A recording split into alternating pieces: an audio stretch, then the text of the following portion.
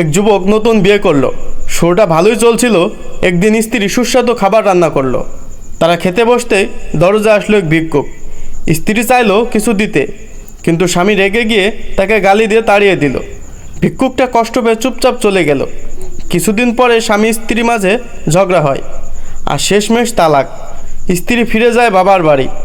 বছর দুয়েক পর তার নতুন বিয়ে হয়, এইবার এক ধনী মানুষের সাথে। একদিন তারা খেতে বসে, আবার একজন ভিক্ষুক দরজায় আসে। স্ত্রী বলল, আমি খাবার দিয়ে আসি, কারণ আমার প্রাক্তন স্বামী এক ভিক্ষুককে অপমান করেছিল, যা আমি ভুলতে পারিনি। ভিক্ষুককে দেখে স্ত্রী চমকে উঠল, এই তো, এ তো আমার সেই প্রাক্তন স্বামী। চোখে পানি চলে এলো। স্ত্রী সব ঘটনা তার বর্তমান স্বামীকে বলল। বর্তমান স্বামী হেসে বলল, তোমাকে আরও অবাক করা একটা কথা বলি।